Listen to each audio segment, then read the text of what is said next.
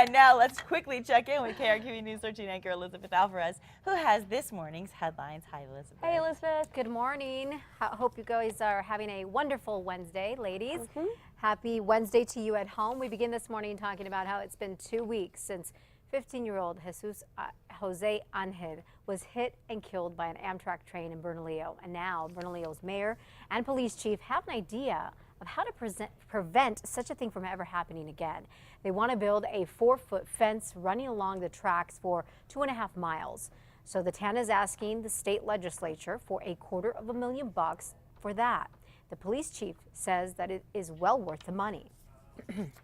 If a kid has to think twice, or anybody has to think twice about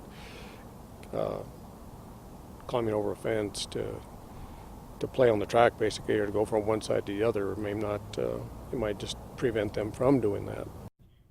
We, of course, will keep you updated on what ends up happening with the situation. The city of Albuquerque now has a better idea of what drivers want the Paseo del Norte I-25 interchange to look like. They had a big meeting about the project last night. Construction could start as early as August and should take about 2 years. Now, most of it will happen at night, but some of the work, of course, will be done during the day, and that, of course, means traffic issues, so heads up about that. The project is expected to cost about $93 million. Santa Fe police are looking for a gang of thieves who they say took off with 5 cars from a car dealership overnight on Monday. The cars were stolen from the Sierra Santa Fe Buick GMC lot off of Cerrillos Road. One of the suspects actually led officers on a chase down I-25 for a while. Police say he ditched that stolen car and that suspect got away on foot. $1,000 worth of NFL jerseys are now missing from a store here in Albuquerque, and police are after the 2 guys who apparently went on this pretty bad shopping spree. Take a look at the surveillance video here of these guys trying on the jerseys at the House of Football off of Eubank. Now, one guy left saying that he needed to get money from the ATM. The other guy asked for more jerseys to try on. And then when the worker went to go get them, the thieves grabbed the stuff. This guy, one of them, took off in the car. Someone nearby saw it all happen and even took pictures of the guy driving the car and his license plates. So they are still looking for those suspects involved in that. A number of high schools in Albuquerque are throwing out the textbooks of the past and moving into the future by launching the new era of virtual and interactive textbooks. Tex, as in T-E-C-H. News 13's David Romero got to check them out yesterday.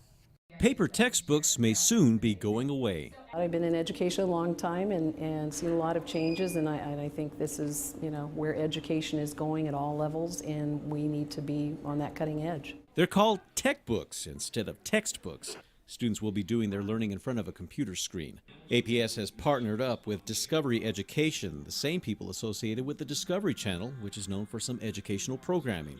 The group has already introduced the classroom resources in some elementary and middle schools.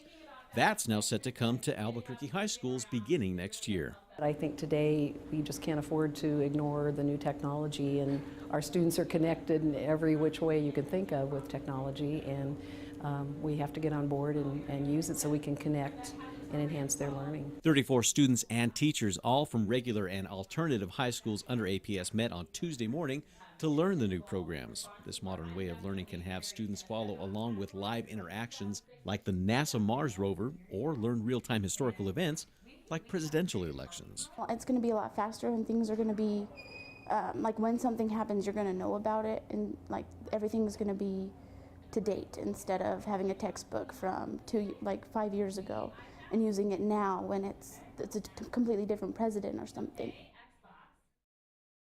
And that was our David Romero reporting for us. Pretty cool stuff, right? The costs to implement these books are estimated at around $11 million. Those tech books, of course, that comes from the APS general budget, and some of that same money would have been spent on paper textbooks for the classroom.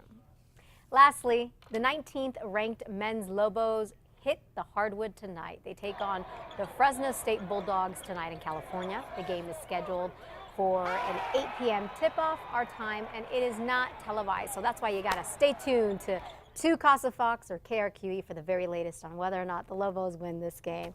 Ladies, I'm going to send it back to you. Elizabeth. Thank you. Yes, definitely. You'll I have to love check back us. with us. Yeah. We'll be having our fingers crossed for sure. Oh, yeah.